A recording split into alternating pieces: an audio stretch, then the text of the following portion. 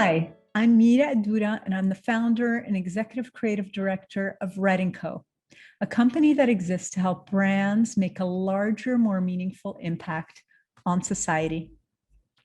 I'm here to tell you that it's all going to be okay.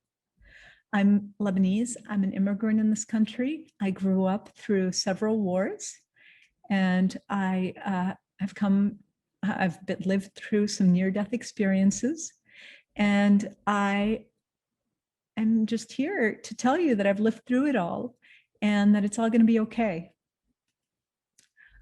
I'd love for you all to think about your lives as a marathon and not a sprint, and not feel that you're in any position to have to compete with anybody, or that you have to meet some sort of milestone, or you have to get to some certain place by the age of 22 or 25 or 28. We each have our own timelines, and we each have, some of us are early bloomers, some of us are late bloomers, some of us get things, really early on in our lives, and some of us don't, and that's all good. And we each have our own timing.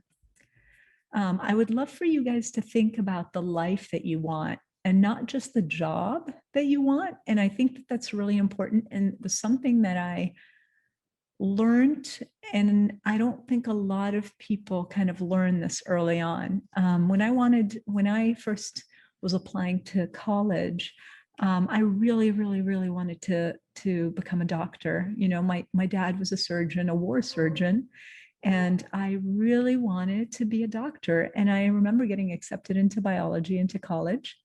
And I remember my dad introducing me to two doctors, one that was in New York City and one that was back in Beirut. And they didn't even know each other. And they had such similar life stories about the lives the lives they had as doctors. And I remember thinking to myself, as much as I really admire this profession, and I thought that it was what I wanted to do, when I started hearing about the lives that these women had, I changed my mind, because it kind of put it in context. And it made me start to think about the life I wanted, and then to think about, what kind of job I wanted. So that kind of led me to, I knew I wanted to work with my hands. I knew I loved making things.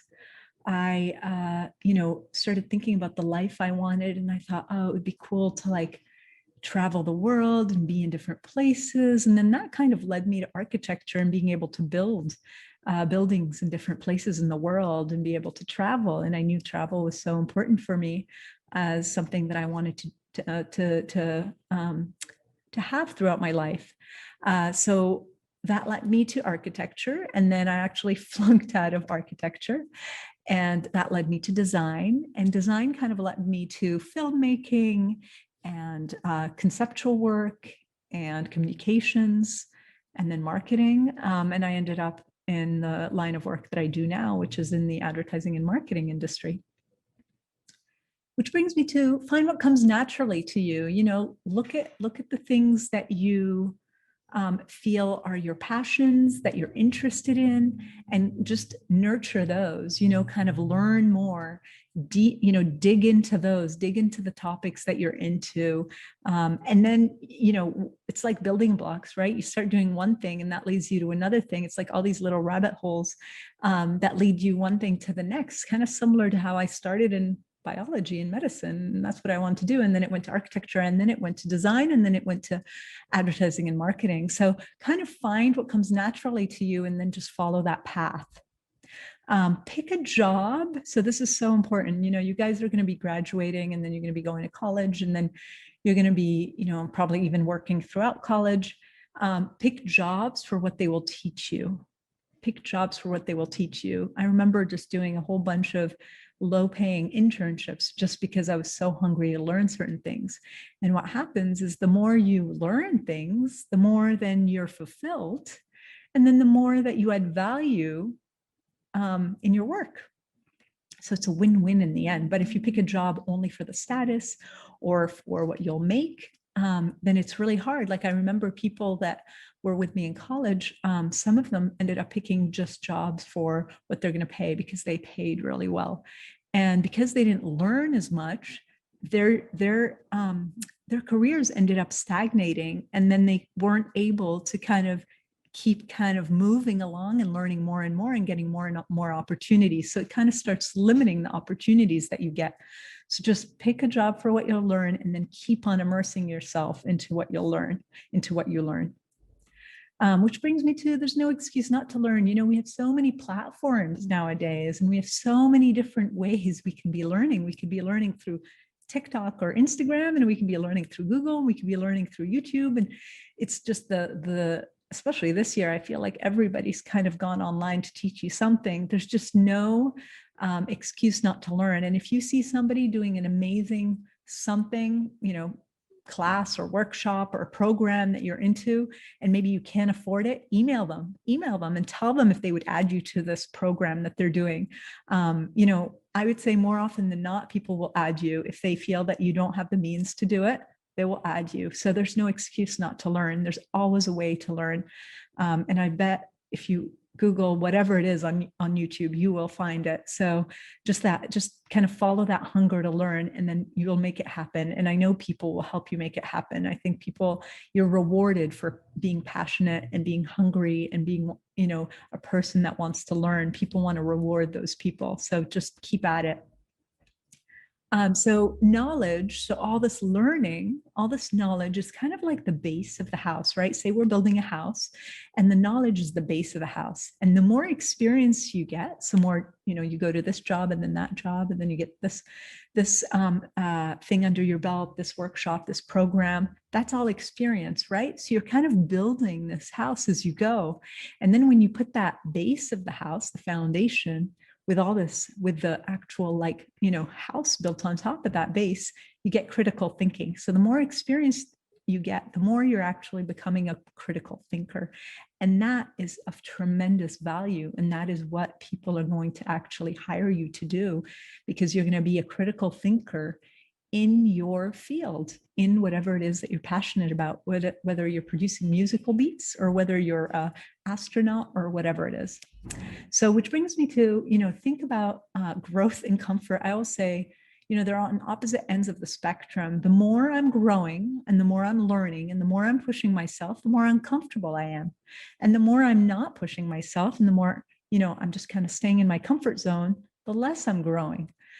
So just think about that. And, you know, and maybe there's times for both at different times in your life. But, you know, I know early on for me, when I was in high school and then in college, it was all about that growth. It was all about constantly pushing myself. And I'd say to a certain degree, I've just learned to kind of find ease in that discomfort, because to be honest, most of life is just not comfortable. And this is what, you know, this year has taught us more than anything, is just how do we find ease in that discomfort, and how do we, you know, just keep going and keep even finding joys in that discomfort. I would go as far to say that. So when faced with an overwhelming task, we all have them. I have them all the time through work. The way to not get overwhelmed is to divide it into small pieces and just do it one at a time, one at a time. And then suddenly you've completed this amazing task or this amazing project or this amazing thing just by dividing it up into small little pieces. This is one that I love, and I think so many people would actually be happy to be mentors. Find mentors who can teach you, who can believe in you, who can root for you, and keep them close, you know, keep them close. And those are the people that you won't even realize it, but those are the people that help you grow even more than an actual job. Learn from them, stay close to them, and try to use all their knowledge and experience to kind of help you on your journey. Which then brings me to surround yourself with people who raise you up. You know, we're all, you know, there's a saying that says, you know, we're the sum of the 5 people we surround ourselves with. And that matters. It matters who you surround yourself with, because those people can either raise you up or they can bring you down. So we have to be super mindful with who we surround ourselves with.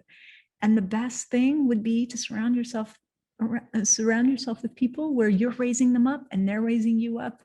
and you're just coming together to be the best you guys can all be.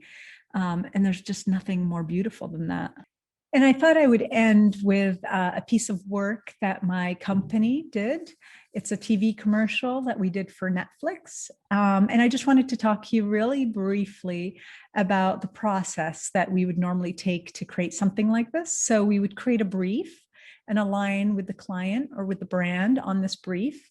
And then we would basically come up with the ideas to solve the problem in the brief. And then we would basically go on to actually make the idea that we come up with that the client approves. And for example, in this particular case, we wanted to really stand for diversity and equity and inclusion, because Netflix really stands for that, and it's part of their DNA. And they basically have completely disrupted Hollywood, have completely changed the way movies and series are made. Instead of shipping America to the world the way maybe Disney would do, they actually go to Spain and they hire directors, writers, producers that are from the culture, and they create content that's from the culture to the culture, and then they kind of distribute it to the world. And then they've completely disrupted Hollywood. Hollywood was created for one type of person, and they've completely disrupted that. They've disrupted who's in front of the screen, who's behind the screen. They've really just celebrated so many different voices and brought so many different voices to us. So my company thought it was really, really important that they stand for that, because it will really make them stand out from the competition. And so we presented this idea to them called Make Room, and we went on to make it for them. So I'll just play that real quick. Have you ever been in a room and didn't see anyone else like you? Have you ever thought you definitely belonged, but were told subtly or not so subtly that you didn't? You know these rooms. The world is full of those rooms and their limits. Limits for who gets to tell stories, who gets to write, who gets to direct, who gets to act, and who gets to see their life reflected. Let's make room for voices yet to be heard, for stories yet to be told. We're making room for you to find them, and for them to find you.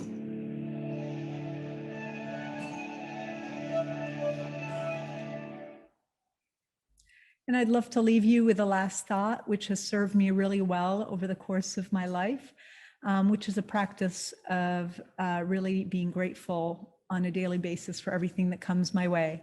The good, the bad, the bad teaches us so much and we grow so much from it. And then the good, we need to celebrate it anytime it's there, and to really celebrate all the joys of the everyday. Thank you so much.